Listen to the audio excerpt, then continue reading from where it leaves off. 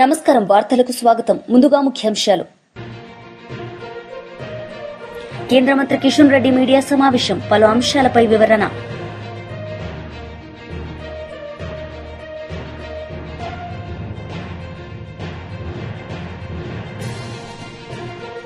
మాజీ మంత్రి బొత్స సత్యనారాయణ మీడియా సమావేశం, పలు అంశాలపై వివరణ. కేంద్ర మంత్రి కిషన్ రెడ్డి మీడియా సమావేశం నిర్వహించారు. ఈ సందర్భంగా పలు అంశాలపై ఆయన మాట్లాడారు. రైతులందరికీ కూడా రాజకీయాలకు అతీతంగా మీరందరూ కూడా రావాల్సినటువంటి అవసరం ఉంది. పెద్ద ఎత్తున స్వచ్ఛందంగా రైతులందరూ రావాలని ఆహ్వానం పలుకుతా ఉన్నాను. ఇది మన నిజామాబాద్ పట్టణంలో పెట్టడము ఇక్కడ ఉన్నటువంటి రైతులందరికీ గర్వకారణమని సందర్భంగా మనం చేస్తున్నాం. మనకు తెలుసు, పసుపు అనేటువంటిది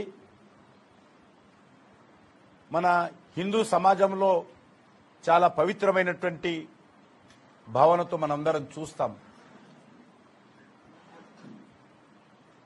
పసుపు శుభ కార్యక్రమాలకు ముందుగా వాడతాము. అంతేకాకుండా పసుపు శుభ కార్యక్రమాలకే కాకుండా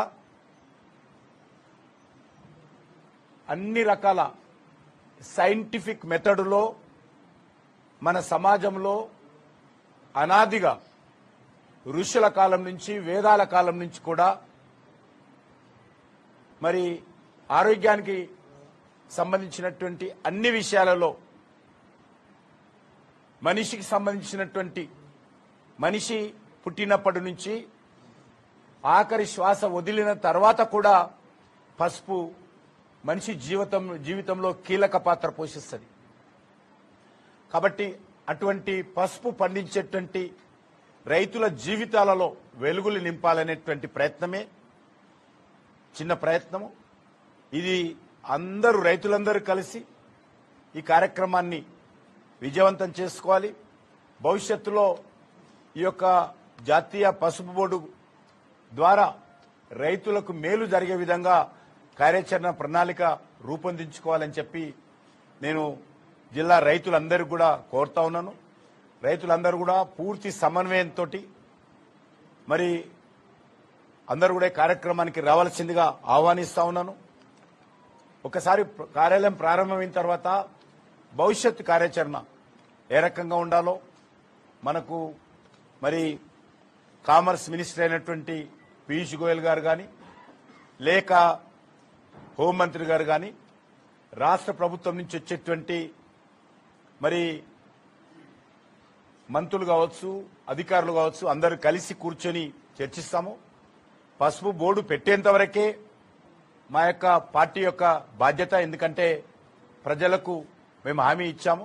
ఈరోజు పసుపు బోర్డు ఆఫీస్ కానీ బోర్డు పెడతా ఉన్నాము. బోర్డు అందరం కలిసి ఒక గవర్నమెంట్ గా నాన్ పొలిటికల్ గా ఈ యొక్క బోర్డును రైతులకు ఉపయోగపడే విధంగా, దేశంలో పసుపు ఉత్పత్తి పెరిగే విధంగా, పసుపు ఉత్పత్తి చేసేటువంటి రైతులకు లేకపోతే పసుపుకు సంబంధించినటువంటి వాల్యూ యాడెడ్ చేసేటువంటి అన్ని వర్గాలకు మేలు జరిగే విధంగా, ఉపాధి అవకాశాలు మెరుగుపడే విధంగా, ఇది అంతర్జాతీయ స్థాయిలో భారతదేశానికి పేరు తెచ్చే విధంగా మరి భవిష్యత్తులో అందరం కలిసికట్టుగా నిర్వహించుకోవాల్సినటువంటి అవసరం ఉంది.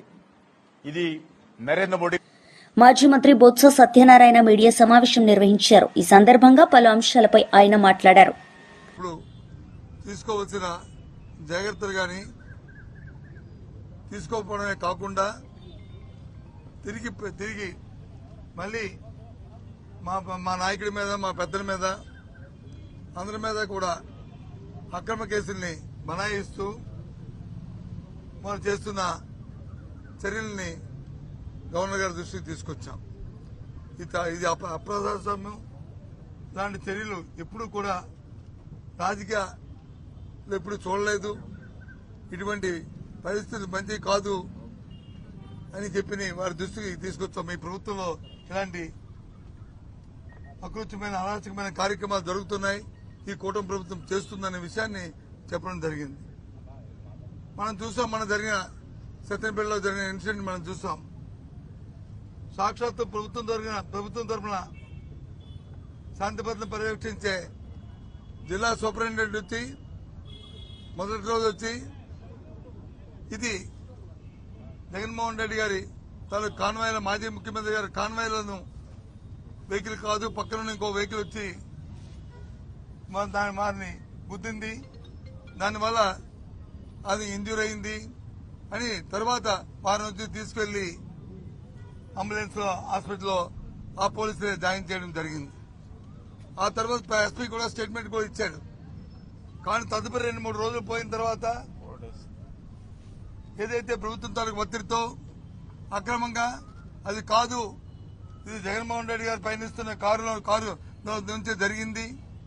మరి దాంతోపాటు కారులో ఉన్న వాళ్ళు కూడా ఎక్కడ చరిత్రలో ఎప్పుడూ లేని విధంగా, ఎప్పుడూ జరగని విధంగా మరి వారు చేసి వారి మీద కేసులు పెట్టడమే కాకుండా వారి తాలూకు పయనిస్తున్న కారును కూడా సీజ్ చేసి తీసుకెళ్లడం మనందరం కూడా చూసాం. మీ ద్వారా రాష్ట్ర ప్రధానికానికి అందరినీ కూడా కోరుతున్నాను, చూడమని చెప్తున్నాను. ఈ ప్రభుత్వం తాలూకు అకృత్యాలు చేస్తున్న అరాచకమైన కార్యక్రమాల్ని ఏదో విధంగా భయం పెట్టాలి, భయభ్రాంతులు చేయాలి, నాయకుల మీద వచ్చి కేసులు పెట్టాలి అని ఆలోచన చేస్తున్నారు.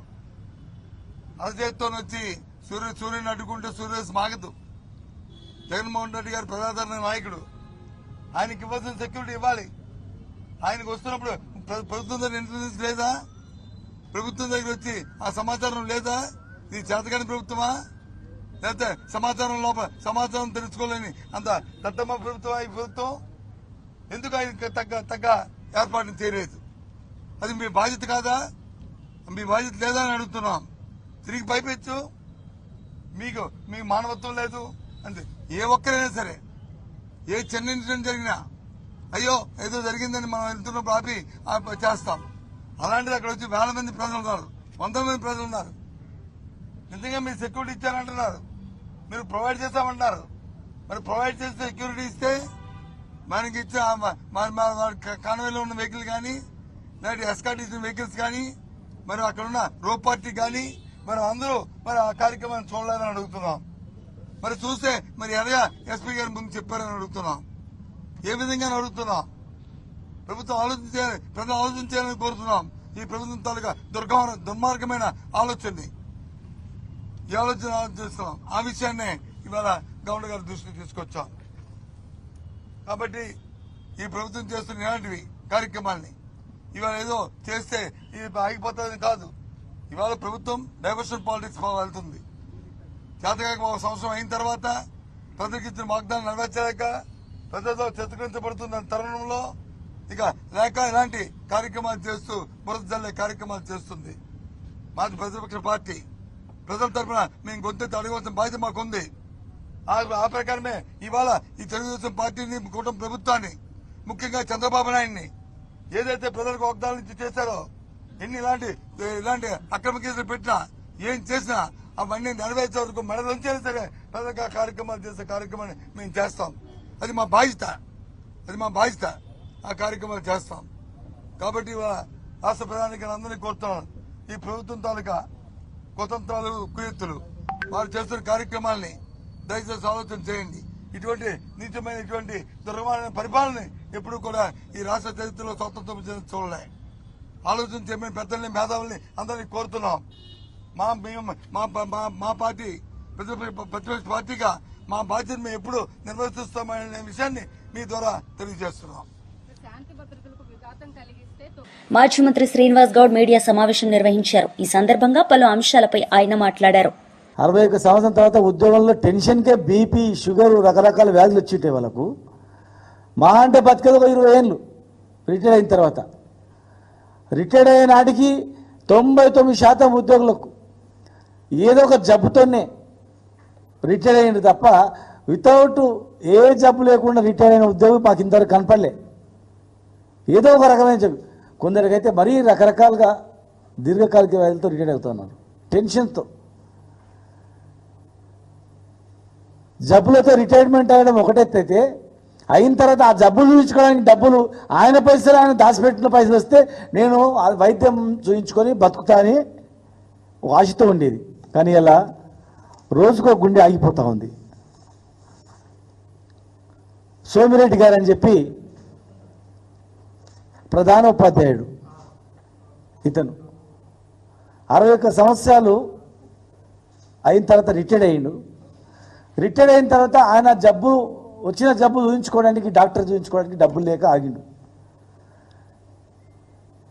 ఆఫీసుల చుట్టూ తిరిగిండు, ఎప్పుడు వస్తాయని. అయ్యా నీవు కావు, ఇంకా 10,000 మంది ఉన్నారు, 10,000 మంది తర్వాత నీకు వస్తుంది, నీకు ఇప్పుడే డబ్బులు రావంటే బీపీ ఎక్కువైపోయి చెప్పిన ఆ డిఓ ఆఫీస్ దగ్గరనే కుప్పగూలిపోయాడు. ఆయన సుస్తయింది.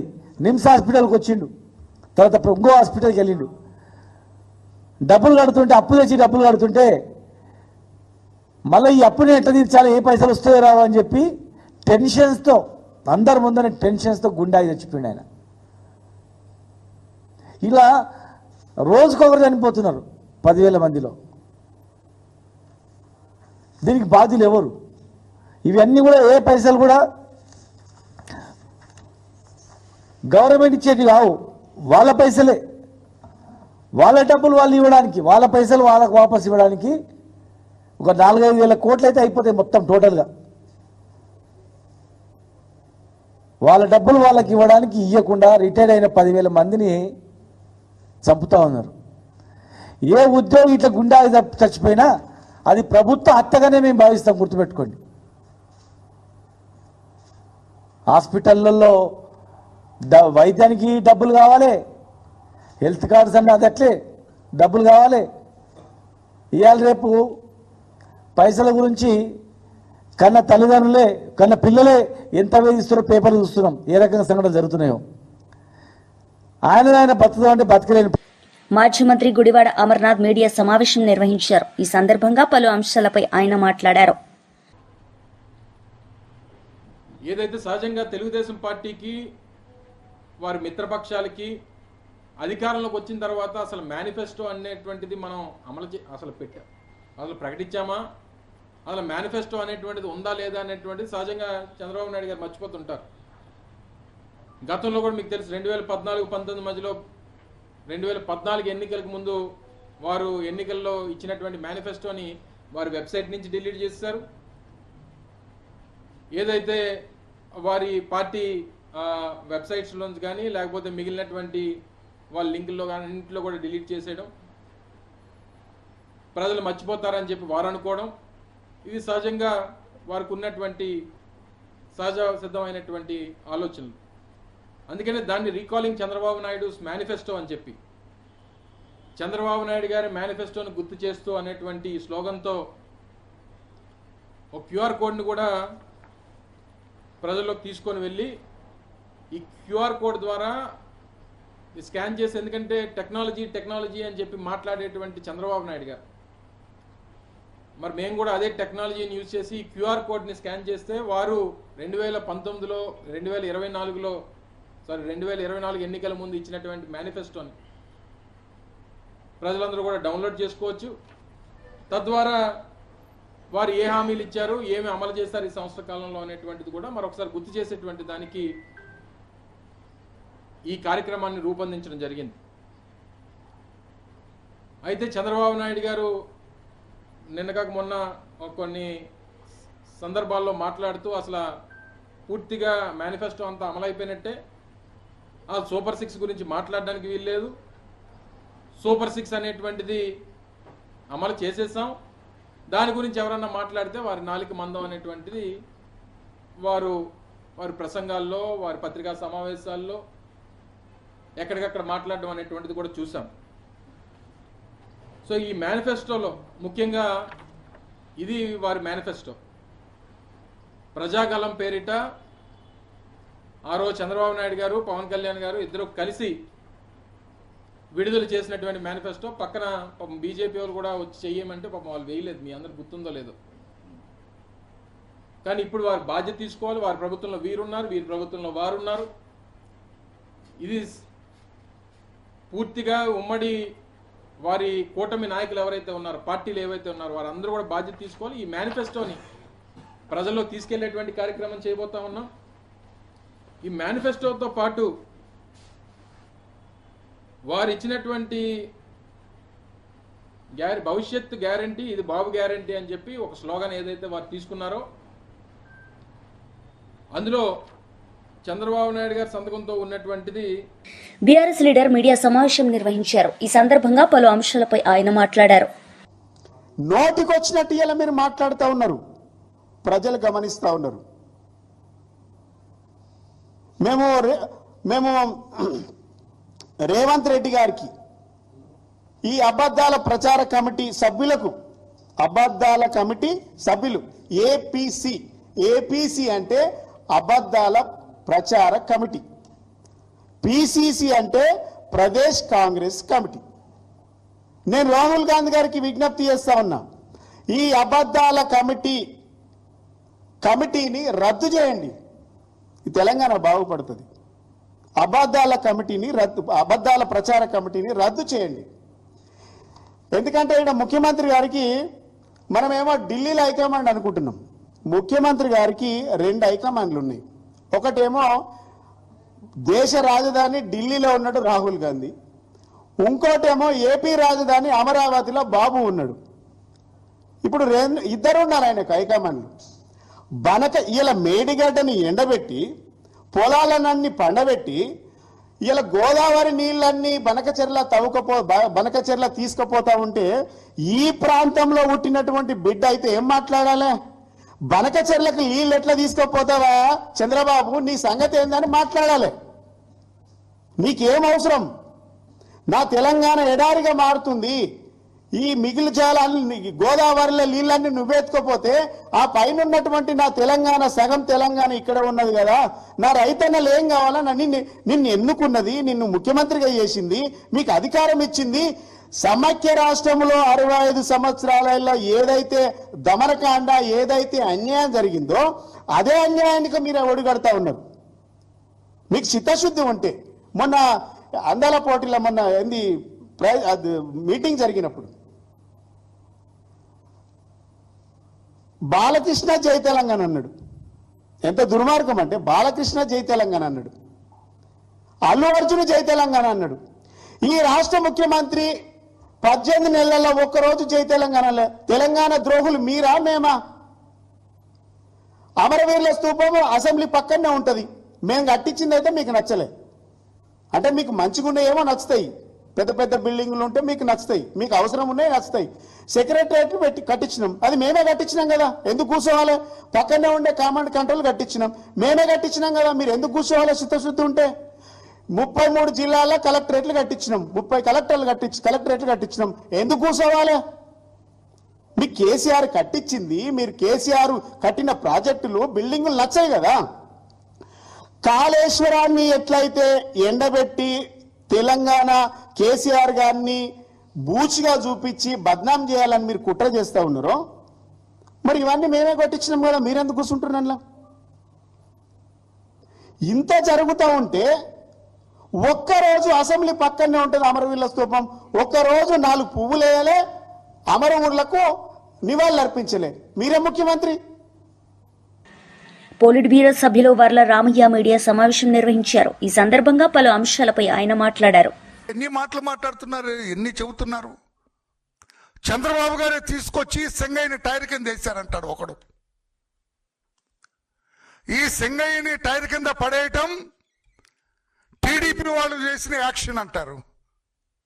ఎన్నెన్ని మాట్లాడదు. మరి ఆమె రోజా గారు, ఆమె మహిళ, నేను ఎక్కువ మాట్లాడకూడదు ఆమె గురించి, ఏదేదో మాట్లాడుతున్నారు, నోటికి వచ్చినట్లుగా మాట్లాడుతున్నారు. ఈ సందర్భంలో నేను తెలియజేస్తున్నాను, జగన్మోహన్ రెడ్డి గారిది మొట్టమొదటి నుంచి కూడా నేర ప్రవృత్తి. ఐ రిపీట్, జగన్మోహన్ రెడ్డి గారి వ్యక్తిత్వం మొట్టమొదటి నుంచి కూడా, చిన్ననాటి నుండి కూడా నేర ప్రవృత్తితో మిళితమైంది. అది చిన్ననాడే విద్యాభ్యాసంలోనే ప్రశ్నాపత్రాలు కొట్టేశారని ఆయన మీద ఆరోపణ ఉంది. మీకు ఎప్పుడైనా పత్రిక, మిమ్మల్ని అడుగుతున్నాను, ఎప్పుడైనా కాదు నేను ప్రశ్నాపత్రాలు దొంగలించలేదు, నేను ప్రశ్నాపత్రాలు దొంగలించిన దొంగని కాదు అని ఎప్పుడైనా చెప్పాడా సార్? నవ్వద్దు, సమాధానం చెప్పండి. మీకు ఎప్పుడైనా చెప్పాడా? నేనంటున్నా జగన్ది నేర ప్రవృత్తి అంటున్నా. నేను ఇప్పటివరకు కూడా సమాధానం చెప్పలేదు.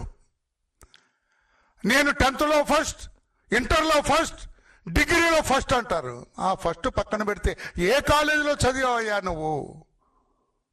ఇంటర్ ఏ కాలేజీలో చదివావు? డిగ్రీ ఏ కాలేజీలో చదివావు? నువ్వు MBA ఏ కాలేజీలో చదివావంటే అది మాత్రం ఆ ఒక్కటి అడగొద్దు అంటాడు. అంటే అతను మనస్తత్వం చెప్పాలన్నది నా ఉద్దేశం. అతను కించపరచాలి, చదువుకోలేదు అతనని కించపరచాలనేది నా ఉద్దేశం కాదు. జగన్ మనస్తత్వం తెలియాల రాష్ట్ర ప్రజలకి. ఆ పార్టీ కార్యకర్తలు కూడా వాళ్ళ నాయకుడి మనస్తత్వం తెలియాలా? క్రిమినల్ ఇన్స్టింక్ట్ తోటి అతని మనస్తత్వం ఎలా లింక్ అయి ఉంటుందో అది తెలియాలా? అది చెప్పాలన్నది నా ఉద్దేశం. చిన్ననాటి నుండి కూడా ఎత్తుకొని రాలించి భుజాల మీద మోసాడు అతను. వివేకానంద రెడ్డి గారు ఇతని బాబాయ్ అతన్ని పార్లమెంటుకు రాజీనామా చేయలేదని లాగి చంప మీద కొట్టాడండి. Everybody knows it. కంటనీళ్ళు పెట్టుకొని కిమ్మనకుండా పక్కకి వెళ్ళాడు. నేర ప్రవృత్తి. అంత ప్రేమగా చూచిన బాబాయిని కొట్టడం మామూలు కొడుకు కొట్టలేడు. ఇటువంటి అసాధారణ పుత్రులు మాత్రమే కొట్టగలరు. మామూలు కొడుకు కొట్టలేడు బాబాయిని. అందులో ప్రేమగా చూచిన బాబాయిని, భుజాల మీద మోసిన బాబాయిని, లాలించిన బాబాయిని, ప్రేమించిన బాబాయిని, జోకొట్టిన బాబాయిని అంతలాగి చెంప మీద కొట్టలేరు. నేర ప్రవృత్తి ఉన్నవాడు మాత్రమే కొట్టగలడు. ఆ కొడుకు మాత్రమే కొట్టగలడు. ఏ నా కొడుకులు కొట్టలేరు. అది చెప్పాలనేది నా ఉద్దేశం. నేర ప్రవృత్తి. నేనంటున్నా, నేను బాబాయిని వేసేసిన వాడికి సింగైన వేయటం ఒక గొప్ప. సొంత బాబాయిని వేసిన వాడికి ఒక దళిత వర్గానికి చెందిన సింగయ్యని, ముసలోడిని వేయటం గొప్ప. ఏమైనా ఒకసారి ఆలోచిస్తాడా? అయ్యో పాప ఇతను ఇదేయాడే, చనిపోయాడే, లాగా అవతల పడేయండి అని ఉంటాడు. కారులో ఉన్న మాకేం సంబంధం అంటారు. మీ అందరికీ సంబంధమే. ఆయన మొన్న బెయిల్ మీద రిలీజ్ అయ్యి వెళ్ళాడండి. ఎవరు అతను? ఏదో అమరావతి మహిళలను బూతుల మీద పెట్టి బెయిల్ మీద ఇచ్చారండి. సీనియర్ జర్నలిస్ట్ అంట అతని పేరు. బెయిల్ ఇచ్చారండి, సుప్రీంకోర్టు బెయిల్ ఇచ్చింది. సీనియర్ జర్నలిస్ట్ కొమ్మినేని గారు. నిన్న చూశాను నేను. బస్సులో యాక్సిడెంట్ అవుద్ది, బస్సు తొక్కుద్ది, బస్సులో ఉన్న వాళ్ళందరినీ వేస్తారా అని అడుగుతున్నాడు. ఇది బస్సు కాదురా బాబు, కారు. కారులో ఉన్నది నలుగురు నాయకులు. అక్కడ అసలు నాయకుడు పార్టీ అధ్యక్షుడు అక్కడ ఉన్నాడు. పార్టీ కార్యకర్త పోలీసు ఆంక్షలని ధిక్కరించి వెళ్తూ ఉన్నారు. వాళ్ళు వెళ్ళటం ఒక పోరాటం, ఒక ఏదో ధిక్కరించి ముందుకు వెళ్తున్నారు. అప్పుడు అతను చనిపోయాడు. అయ్యో యాక్సిడెంట్, టైర్ కింద నలుగుతుందని గగ్గోలు పెట్టారు జనం. లాగి అవతల పడేయండి అన్నారు కారులో. వార్తలు ముగించే ముందు ముఖ్యాంశాలు మరోసారి. కేంద్ర మంత్రి కిషన్ రెడ్డి మీడియా సమావేశం, పలు అంశాలపై వివరణ.